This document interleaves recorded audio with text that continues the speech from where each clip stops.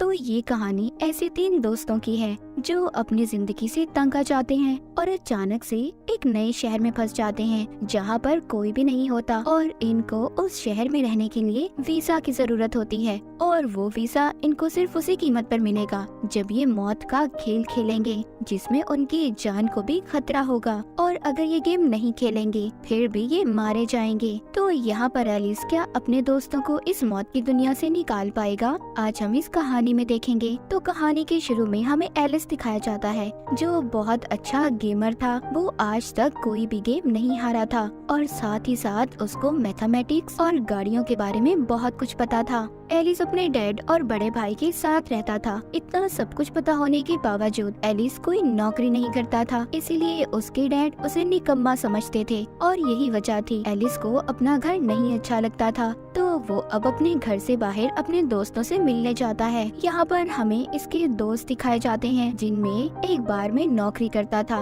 मगर उसका बॉस उसे नौकरी से निकाल देता है क्योंकि उसका चक्कर उसके बॉस की बीवी के साथ चल रहा था। फिर उसके बाद आता है उसका दूसरा दोस्त जिसको छोटा कहकर बुलाते थे, जिसकी जिंदगी कॉर्पोरेट की नौकरी करते हुए गुजर रही थी। महीने के आखिर में उसकी मॉम उसकी कमाई का बड़ा हिस्सा ले जाया करती थी। तो इन तीनों की जिंदगी को देखकर ऐसा लगता है कि तीनों ही अपनी जिंदगी से काफी परेशान थे, मगर जब ये आपस में मिला करते थे तो अपने सभी गमों को भूल जाया करते थे। एक दिन वो सिगरेट पीते हुए सोचते हैं कि काश ज़ॉम्बी ब्रेकडाउन हो जाए जिससे सब अपनी अपनी जिंदगियां दोबारा से शुरू कर सके। तभी वो रोड के दरमियान में मस्ती करने लगते हैं जिससे एक गाड़ी का एक्सीडेंट हो गया था। पुलिस भी इनके पीछे लग गई थी। तभी वो एक बिल्डिंग के बाथरूम में आकर छुप जाते हैं, लेकिन अचानक से सभी लाइट्स बंद हो जाती हैं और इनको किसी की भी आवाज नहीं आ रही थी। जब ये बाहर जाकर देखते हैं तो बाहर कोई भी नहीं था। पूरा शहर वीरान सुनसान था, ना कोई जानवर ना कोई इंसान, यहाँ तक कि पूरे शहर में लाइट भी नहीं थी। पर एक बिल्डिंग के बाहर लाइट्स जली हुई थी। जब ये अंदर जाते हैं तो वहाँ पर गेम एरिया लिखा हुआ था। जब ये थोड़ा सा और आगे जाते हैं गेट पर लेजर लाइट जल जाती है और वहाँ पर इन्हें बहुत सारे फोन भी रखे हुए मिलते हैं। जब वो फोन को उठाते हैं तो इनके फेस से उन फोन्स के लॉक खुल गए थे, जिसमें इन्हीं फोन पर इन्हें गेम रूल्स उनके असूलों के बारे में पता चलेगा और साथ ही फोन पर एक टाइमर भी शुरू हो जाता है। फिर वहाँ पर एक लड़की आती है जो इस दुनिया में पहले से मौजूद थी। वो छोटे का आईडी कार्ड लेकर गेट के बाहर फेंक देती है। लेजर लाइट की वजह से कार्ड जल गया था। ये इन तीनों को समझाती है अगर तुम में से कोई भी गेम खेले बगैर यहाँ से बाहर गया तो ऐसे ही मारा जाएगा। वहाँ पर इनके पास एक और कॉलेज स्टूडेंट आ जाती है। इनकी गेम अब शुरू हो गई थी। पहली गेम का नाम था डेड और अलाइव, मरो या जियो, और इस गेम का लेवल था 3 ऑफ क्लब्स जो इस ताश के कार्ड का नाम है। अब ये एक कमरे में आ जाते हैं। उसमें 2 दरवाजे थे जिन पर डेड और अलाइव लिखा हुआ था। उनको बताया जाता है कि इन्होंने अगर सही दरवाजे को ना खोला तो ये सब के सब मारे जाएंगे। एलिस का दोस्त छोटा ये सब अपने फोन में रिकॉर्ड कर रहा था क्योंकि अभी तक इन सबको सब कुछ मजाक लग रहा था। तभी उस कमरे में गैस भरने लगती है। इन्होंने जल्दी किसी दरवाजे को खोलना था वरना इनके कमरे में आग लग सकती थी। यहाँ पर जो लड़की इनको मिली थी वो कहती है हमें अलाइव वाला दरवाजा ही खोलना चाहिए। ये बात सुनकर कॉलेज स्टूडेंट बिना सोचे समझे लाइव वाला दरवाजा खोल देती है जिससे वो बेचारी मारी जाती है। तभी वो लड़की डेड वाला दरवाजा खोलती है। सब अब वहाँ पर आ जाते हैं। ये सब के सब बच गए थे। अब सब इस गेम को सीरियस लेने लगे थे क्योंकि इसमें इनकी जान भी जा सकती थी। अगले कमरे में आकर भी वहाँ पर 2 दरवाजे थे। यहाँ पर लड़की जो इनके साथ थी वो एलिस से कहती है इस बार तुम्हें दरवाजा खोलना होगा। पर एलिस के अंदर इतनी हिम्मत कहाँ थी। उसका दोस्त जो बार में काम करता था वो दरवाजा खोल देता है और उसकी किस्मत इतनी अच्छी थी कि वो सही दरवाजा निकलता है। सब उस कमरे के अंदर चले गए थे। अब आगे भी 2 और दरवाजे थे। यहाँ पर भी इन्हें सही दरवाजे का चुनाव करना था। एलिस का दोस्त उससे कहता है तुम्हें अपना दिमाग इस्तेमाल करना होगा क्योंकि वो बहुत अच्छा गेमर था। तभी एलिस को याद आता है कि इस बिल्डिंग में आते हुए इसने एक मैप नक्शा देखा था जिसमें 7 कमरे थे और इन्हें यहाँ से बचने के लिए अंदर का दरवाजा खोलना होगा। सब अब अंदर वाले कमरे में आ जाते हैं, जहाँ पर इनके सामने वही कमरा था जहाँ पर फिर से अलाइव लिखा हुआ था। एलिस अपने दोस्त का फोन लेकर फिर से पुरानी रिकॉर्डिंग चेक करता है। जब उस कॉलेज स्टूडेंट ने अलाइव वाला दरवाजा खोला था तो ये देखते हैं आगे उधर कोई भी दरवाजा नहीं था, मगर वो वक्त खत्म होने से पहले ही उसी दरवाजे को खोल लेते हैं। इन सब में एलिस के दोस्त छोटे का पाँव जख्मी हो गया था।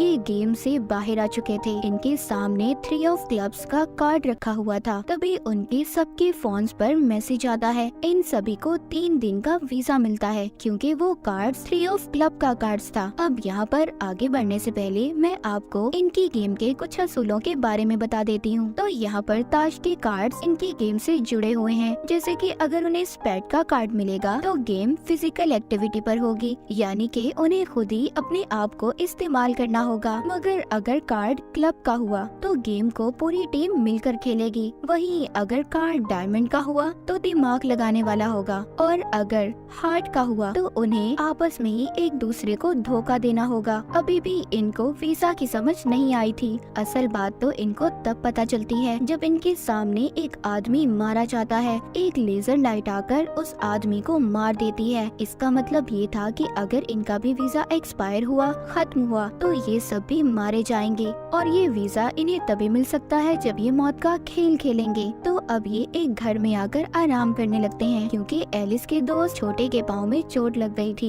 और इनके पास वीजा भी 3 दिन का था। तभी ये देखते हैं कि रेडियो काम कर रहा है जबकि बाकी सब इलेक्ट्रॉनिक डिवाइसेस बंद थी। फिर वो लड़की जो इनको यहाँ पर मिली थी वो अपने बारे में बताती है कि वो 3 दिन से यहाँ पर फंसी हुई है और उसने 2 गेम्स को खेल भी लिया है। फिर वो यहाँ पर बैठे बात करते हैं कि अचानक से सभी लोग कहाँ जा सकते हैं, कहाँ गायब हो गए। यहीं पर एलिस ये फैसला करता है कि आज रात भी वो अपने दोस्त के साथ इस गेम को खेलेगा और अगर इन्हें कोई भी इस गेम में प्लेयर मिला जो कि डॉक्टर हो तो वो छोटे के इलाज के लिए लेकर आएंगे क्योंकि उसकी हालत बहुत ज्यादा खराब थी। ये अब उस लड़की को अपने दोस्त के पास छोड़कर दोनों गेम खेलने जाते हैं। जहाँ पर ये गेम वाली बिल्डिंग में आ गए थे वहाँ पर और भी 13 प्लेयर्स मौजूद थे। यहीं पर एक सफेद बालों वाले लड़के को भी देखते हैं जो खड़ा अपनी किसी डिवाइस को चार्ज कर रहा था। हम एक और लड़की यूसीगी को भी देखते हैं जो एक बेहतरीन माउंटेन क्लाइंबर थी। उसको पहाड़ों पर चढ़ने का बहुत शौक था मगर उसको अकेले ही काम करना अच्छा लगता था। यहाँ पर इस गेम का नाम टैग था, यानी कि उन्हें टैगर निशानेबाज से बचना था। यहीं पर इस गेम का लेवल 5 ऑफ स्पेड था, मतलब ये गेम फिजिकल एक्टिविटी यानी कि अपनी जान इन्हें उस निशानेबाज से बचानी होगी। उन्होंने इस गेम में एक ऐसे कमरे को ढूंढना था जिसमें एक बटन है, उसको दबाने से गेम खत्म हो जाएगी और इसे खेलने का टाइम 20 मिनट का था। अगर इन्होंने इस गेम को खत्म ना किया तो पूरी बिल्डिंग वहीं पर ब्लास्ट हो जाएगी, सबके सब मारे जाएंगे। अब सब अलग अलग होकर उस दरवाजे को ढूंढने लगते हैं। ऊपर वाली बिल्डिंग पर सफेद बालों वाला लड़का भी खड़ा था जो सबको हाथ हिला रहा था, लेकिन अचानक से उधर निशानेबाज आ जाता है जिसने घोड़े का मास्क पहना हुआ था। यहीं पर मौत का खेल शुरू हो गया था। वो बगैर देखे ही सब पर गोलियों के निशाने लगाकर उन्हें मार रहा था। एलिस उसे देखकर समझ जाता है कि उसने जो मास्क पहना हुआ था उस वजह से वो सिर्फ सामने ही देख सकता था, अपने दाएं बाएं नहीं देख सकता था। ये बात एलिस वहाँ पर सबको बता देता है। तभी यूसीगी वहाँ से पाइप से मदद लेकर ऊपर वाली मंजिल पर जाकर दरवाजे को चेक कर रही थी। एलिस को यहाँ पर एक और प्लेयर मिलता है जिसका नाम एगोनी था और उसने हाथ पर अजीब सी घड़ी भी बांधी हुई थी। एगोनी एक ट्रेन फाइटर था। वो अपने साथी से कहता है तुम उस निशानेबाज का ध्यान भटकाकर नीचे की तरफ लाओगे और मैं उसको पीछे से मार दूंगा। जब वो उसे नीचे लाता है तो एगोनी उसे नहीं मारता बल्कि उसकी गोलियों के खत्म होने का इंतजार कर रहा था और अपने साथी को मरवा देता है। एगोनी कितना अजीब है ना। वो उसके बाद उस निशानेबाज पर गैस छोड़ता है और उसे मारने की कोशिश करता है। इसी दौरान एलिस को भी एक दरवाजा मिल गया था जहाँ पर बहुत सारे गोलियों के निशान थे, वरना अगर वहाँ पर कुछ ना होता तो निशानेबाज उस दरवाजे पर इतनी गोलियां ना चलाता। सफेद बालों वाला लड़का भी इस बात को समझ गया था। वो एलिस के साथ उसी कमरे में जाता है, पर वहाँ पर उनका सामना एक और निशानेबाज से होता है। पर यहाँ पर ये सफेद बालों वाला लड़का अपनी डिवाइस से उस निशानेबाज को झटका देता है, जिस डिवाइस को हमने शुरू में चार्ज होते देखा था। लेकिन वो निशानेबाज दोबारा से होश में आकर इन पर हमला करता है। एलिस बचते हुए एक और कमरे में आ गया था, जहाँ पर ये देखता है उधर 2 बटन थे और इन दोनों को एक साथ ही दबाना था। एलिस अब आवाज देकर किसी को अपनी मदद के लिए बुलाता है। वहाँ पर यूसीगी आ गई थी। वो आकर देखती है कि निशानेबाज यहाँ पर भी पहुंचकर एलिस के साथ लड़ रहा था। तभी यूसीगी उसी सफेद बालों वाले लड़के की डिवाइस की मदद से एक और निशानेबाज को झटका देती है, जिसके बाद दोनों उछलकर एक साथ दोनों बटन्स को दबा देते हैं। पर टाइम खत्म हो गया था, लेकिन उन्होंने 1 सेकंड पहले ही अपने टास्क को पूरा कर लिया था। यहाँ पर जब निशानेबाज अपना मास्क उतारता है तो वो एक औरत थी। यहाँ पर हमें पता चलता है कि वो भी एक प्लेयर थी। उसका टास्क यहाँ पर सबको मारना था। एलिस देखता है उस औरत के गले में पट्टा बंधा हुआ था, जो कुछ देर के बाद ब्लास्ट हो जाता है। वो औरत मारी जाती है। इसके बाद एलिस और उसके दोस्त दोनों वॉकी टॉकी पर बात करते हैं। उन्हें एक बीच को तलाश करना था। सफेद बालों वाले लड़के को उसी औरत की जेब से कागज मिलता है, जिस पर कुछ लाइंस बनी हुई थी। ये उसे अपने पास रख लेता है। फिर जब ये घर आकर बात करते हैं, जहाँ पर एलिस का दोस्त जो बार में काम करता था, वो उनको उसी मैसेज के बारे में बताता है जो उसने वॉकी टॉकी पर सुना था। इधर वो लड़की जो छोटे के साथ थी, इन दोनों का वीजा खत्म होने वाला था, इसीलिए इन्हें दोबारा से गेम खेलकर वीजा हासिल करना था। ये गेम अब इन चारों को खेलनी थी और इसका नाम था हाइड एंड सीक। इस गेम में इन्होंने छुपकर एक दूसरे को ढूंढना था। इस गेम को खेलने के लिए इन्हें हेडफोन और ऐनकें दी जाती हैं। जैसे ही ये इसे पहनते हैं, इन सब की गर्दनें लॉक हो जाती हैं और इनके गलों में भी वैसा ही पट्टा आ गया था जो उस औरत की गर्दन में था। ये वो चश्मे लगाकर एक दूसरे के चेहरे को स्कैन कर रहे थे। इस गेम का लेवल 7 ऑफ हार्ट्स था। अब हार्ट का मतलब ये है कि इन्हें आपस में एक दूसरे को धोखा देना होगा। इस गेम में एक इंसान वुल्फ भेड़िया रहेगा और उसे बाकी प्लेयर से छुप कर रहना होगा, और जिसने इसे पहचान लिया वो खुद भेड़िया बन जाएगा। गेम के 15 मिनट के बाद जो वुल्फ भेड़िया बनकर रहेगा, उसके अलावा बाकी सबको मार दिया जाएगा। यानी कि इस गेम में सिर्फ एक इंसान ही बचेगा। जब एलिस का छोटा दोस्त ये सुनता है कि सब मारे जाएंगे, वो पागल सा हो गया था और अपना वो पट्टा उतारने की कोशिश करता है। एलिस कहता है, नहीं पागल, ऐसे मत करो वरना ये फट जाएगा।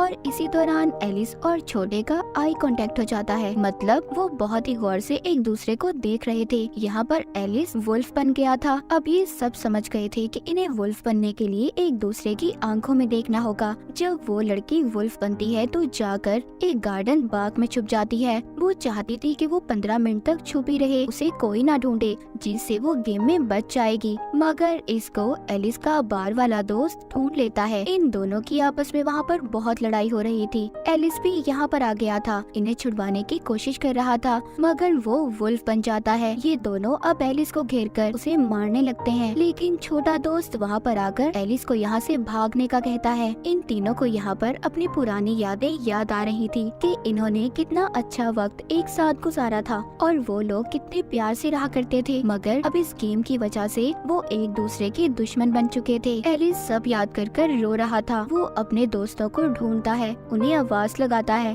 पर कोई जवाब नहीं देता, क्योंकि सब अब यही चाहते थे कि एलिस ही आगे इस गेम को खेले। आखिर के 10 सेकंड में बार वाला दोस्त एलिस को मिल गया था। वो एलिस से कहता है कि एलिस, तुम्हारा शुक्रिया, और एलिस की आंखों के सामने उसके दोस्त का पटा फट जाता है, जिससे उसकी मौत हो गई थी। एलिस के तीनों दोस्तों की गर्दनें उड़ गई थी। वो अपने दोस्तों की मौत पर बहुत रोता है, उसको बहुत दुख हो रहा था। अगले दिन यूसिकी जब अपने लिए खाना तलाश कर रही थी तो रोड पर वो पड़े हुए एलिस को देखती है। उसको उठाकर वो अपने घर ले आई थी। हम देखते हैं यूसिकी को घर में अकेले रहना पसंद था। जब एलिस को होश आता है तो वो उसको बताती है, तुमने गेम में मेरी मदद की थी, इसलिए मैं तुम्हारी मदद कर रही हूँ। यूसिकी उसको बताती है कि मेरे डैड एक बहुत अच्छे माउंटेन क्लाइंबर क्लाइंबर थे। उनको पहाड़ों पर चढ़ने का बहुत शौक था, पर जब उनकी मौत हुई तो मीडिया वालों ने झूठी खबरें फैलाई कि उन्होंने अपनी जान खुद ली है। उसका बताने का ये मतलब था कि एक न एक दिन हम अपने प्यारों को जरूर खोएंगे, पर इसका मतलब ये नहीं हम उनके साथ मर जाएं। मौत तो तभी आएगी जब हमारा वक्त होगा, इसलिए जब तक हम जिंदा हैं हमें लड़ना होगा। वो एक किस्म का एलिस को हौसला दे रही थी। एलिस उसकी बातें सुनकर उठता है और ये फैसला करता है कि वो इस गेम की हेड को ढूंढेगा और अपने दोस्तों की मौत का बदला लेगा। पर अब इन दोनों का वीजा भी खत्म होने वाला था, इसीलिए अभी रात को गेम एरिया एक टनल में पहुंच जाते हैं। वहाँ पर आगे जाने पर इनको बस में 3 प्लेयर मिलते हैं जो पहले ही 3 गेम्स जीत चुके थे और इनकी काफी अच्छी दोस्ती भी थी। एक प्लेयर के पाँव पर चोट लगी हुई थी, वो ठीक तरह से चल नहीं पा रहा था। इस गेम का नाम था डिस्टेंस, फासला, और इस गेम का लेवल 4 ऑफ क्लब है, यानी कि ये टीम वर्क वाली गेम थी। सबको मिलकर खेलनी होगी। इनको 2 घंटे से पहले अपनी जगह पर पहुंचना था और अगर इन्होंने ऐसा नहीं किया तो आप जानते हैं कि इनके साथ क्या होगा। इनके फोन में इंडिकेटर भी था जिससे इन्हें पता चलता है कि इन्होंने कितना फासला तय करना है। ये बस को चलाने की कोशिश करते हैं पर उसमें फ्यूल ही नहीं था। फिर ये सभी भागकर फासला तय करने की कोशिश करते हैं। इन्होंने उस टनल की दूसरी साइड तक जाना था जो काफी लंबा रास्ता था। यहाँ जिस प्लेयर के पाँव में चोट लगी थी वो भाग नहीं सकता था, इसीलिए अपने दोस्तों को जाने का कहता है। वो जाना तो नहीं चाहते थे पर अब खैर कर भी क्या सकते थे। अब ये उसको वहीं पर छोड़कर चले जाते हैं। जब ये भागते भागते 6 किलोमीटर का फासला तय करते हैं तभी वहाँ एक काला पैंथर आ गया था जो उनमें से 3 प्लेयर में से एक प्लेयर को खा जाता है जो इन्हें बस में मिले थे। जब पैंथर उसको खा रहा था तो बाकी के तीनों मौका देखकर आगे भागते हैं। जब आगे जाते हैं तो एलिस उधर एक बाइक देखता है। अब बाइक में फ्यूल तो था लेकिन बैटरी नहीं थी, इसलिए ये इस बाइक को वापस से बस की तरफ ले जाने का फैसला करता है ताकि बस में इस बाइक का फ्यूल डाल दे और जो बस में प्लेयर है जिसकी टांग पर चोट लगी हुई है वो भी बच जाए। इधर यूसिकी और उसके साथ एक प्लेयर टनल के आखिर तक आ गए थे, मगर उधर पानी के बैरियर्स थे जिसमें बहुत सारा पानी था और गेम के खत्म होते ही वो पानी टनल में आएगा। सबके सब मारे जाएंगे। पानी अब टनल में आने लगता है। वो प्लेयर जो यूसिकी के साथ था वो उसे बचाने की कोशिश करता है। एलिस भी बस को लेकर आ गया था जहाँ पर यूसिकी अपना हाथ एलिस की तरफ बढ़ाती है जिससे वो तो अब बस में आ गई थी पर उनकी बस पानी में डूब जाती है। जब पानी वापस जाता है तो ये निकलकर बस के ऊपर खड़े हो गए थे। ये बस में लिखा हुआ गोल देखते हैं जिसे देखकर एलिस परेशान हो गया था। वो समझ गया था कि फोन पर हमें तभी 0 डिस्टेंस नजर आ रहा था। वो तो शुरू से ही गोल में बैठे थे।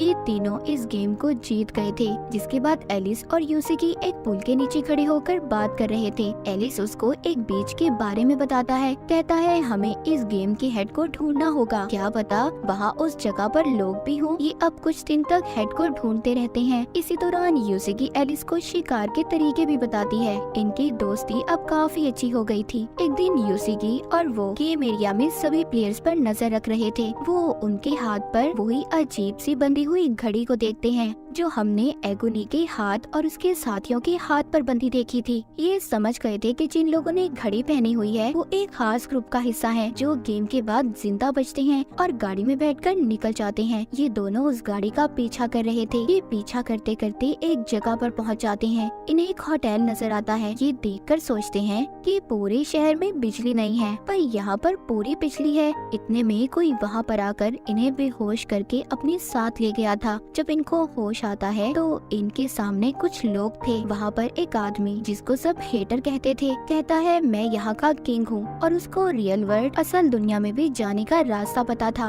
उधर दीवार पर सभी ताश के कार्ड्स थे। वो बताता है कि यहाँ के सब लोग मेरे खास आदमी हैं। वो गेम को जीतकर मेरे पास कार्ड्स को जमा करवा देते हैं और अगर तुम में से किसी एक को भी सारे कार्ड्स मिल जाते हैं तो एक ही असल दुनिया में जा सकता है। वो इनको कहता है कि तुम्हें अब एक और गेम खेलनी होगी। वो ये कि अगर तुम जीत जाते हो तुम्हें उसी कार्ड को मेरे पास जमा करवाना होगा और अगर ऐसा नहीं किया तो तुम जानते ही हो तुम्हारे साथ क्या होगा। एलिस और यूसिकी के पास कोई और रास्ता नहीं था, इसलिए दोनों हैटर की बात को मान लेते हैं। रात को ये जब सबके साथ गेम खेलने जाते हैं तो वहाँ पर एगोनी और सफेद बालों वाले लड़के को भी देखते हैं। इस गेम में इन्होंने 4 जंगली जानवरों को मारना था जिसमें पिग, टाइगर, पैंथर और ईगल है। एगोनी की टीम के पास हथियार थे इसीलिए आराम से वो जानवरों को मार देते हैं। उधर दूसरी तरफ यूसीके की टीम को एक टास्क दिया जाता है कि उन्होंने अंधेरी बिल्डिंग में एक नंबर को ढूंढना था और उनके पास सिर्फ 9 माचिस की तीलियां थी। यूसीके को भी वो नंबर मिल जाता है। असल गेम तो एलिस के साथ थी। एलिस को एक लड़की जो कि एक सर्जन थी, हैटर के ग्रुप से थी, इसीलिए एलिस का टेस्ट ले रही थी कि वो काबिल है या नहीं, कि उसे हैटर की टीम में रखा जाएगा या नहीं। जो एलिस के साथ ये लोग गेम खेलने वाले थे उसका नाम था लाइट बल्ब। सभी प्लेयर्स को बिजली के ट्रांसफार्मर्स के नीचे खड़ा किया जाता है और टनल में भी पानी भर रहा था। इस गेम का लेवल था 4 ऑफ डायमंड्स, मतलब यहाँ पर एलिस को अपना दिमाग लगाना था। इनके सामने एक बल्ब था और सामने 3 स्विचेस थे, A, B और C। इन्हें पता करना था कि किससे बल्ब चलेगा, मगर इनकी असल परेशानी ये थी कि बल्ब वाला दरवाजा बंद हो जाएगा। इनको नहीं पता चलेगा कि बल्ब चल रहा है या नहीं। वहीं पर एक लड़की तारों को जब चेक करती है तो बेचारी बेमौत मारी गई थी, पर एलिस अपना दिमाग लगाता है और इस टास्क को भी पूरा कर लेता है। मतलब B से स्विच चलाना था। उस सर्जन को जवाब पहले ही पता था, पर वो एलिस को कुछ भी नहीं बताती। अब खैर एलिस दोबारा से होटल आता है। एलिस को हैटर के सामने पेश किया जाता है क्योंकि एलिस भी अब इसकी टीम का हिस्सा बन चुका था। आज के दिन हैटर का भी वीजा खत्म होने वाला था, इसलिए वो सबको बताता है कि आज रात वो गेम खेलने जाएगा। एगोनी यहाँ पर अपने साथियों को इशारा करता है, शायद आज कुछ होने वाला था। रात को हैटर के जाने के बाद अगली सुबह एलिस और यूसीके सबसे पूछते हैं कि असल दुनिया में जाकर उनके साथ क्या होता है। कोई कहता है क्या पता वो अगली गेम में फंस जाएं, कोई कहता है वो लेजर लाइट से मारे जाएंगे। किसी के पास भी सही जवाब नहीं था। तभी एलिस को गोलियों की आवाज सुनाई देती है। जब ये देखने जाता है तो उधर एगोनी के आदमी बहुत सारी लाशों को डस्टबिन में डाल रहे थे। इधर सफेद बालों वाला लड़का आता है और बताता है कि ये सब उन लोगों की लाशें हैं जिन्होंने इस होटल के असूलों को नहीं माना था और मेरे पास यहाँ से निकलने का एक प्लान है। वो कहता है कि हमें सबसे पहले हैटर्स के सभी कार्ड्स को चुराना होगा। हम उस पर एतबार नहीं कर सकते कि वो हमें असल दुनिया में भेजेगा भी या नहीं। एलिस भी मान जाता है। जब इनको मीटिंग में बुलाया जाता है तो इन्हें वहाँ जाकर पता चलता है कि हैटर मर गया है। एगोनी बताता है कि हैटर गेम में मारा गया, मतलब उसका भी खून हो गया था। एगोनी खुद को उसके मरने के बाद वहाँ का किंग बना लेता है। जब सब प्लेयर्स को ये बात पता चलती है कि एगोनी अब उनका नया किंग है और हैटर मर चुका है, सभी बहुत परेशान हो गए थे। इसी दौरान सफेद बालों वाला लड़का एलिस को एगोनी के कमरे में भेजता है ताकि उसकी तिजोरी में से वो सभी कार्ड्स को चुरा सके। ये एलिस को जब पासवर्ड बताता है तो वो गलत था। वहाँ पर सायरन बजने लगते हैं। सफेद बालों वाले लड़के ने पासवर्ड तो सही बताया था, पर एलिस गलत तिजोरी की तरफ चला गया था। जब एगोनी के आदमी एलिस को पकड़कर मार रहे थे तो एगोनी वहाँ पर हिरन वाली पेंटिंग की तरफ देख रहा था। सफेद बालों वाला लड़का समझ गया था कि तिजोरी उस पेंटिंग के पीछे है। उधर एलिस को इन लोगों ने पकड़ लिया था।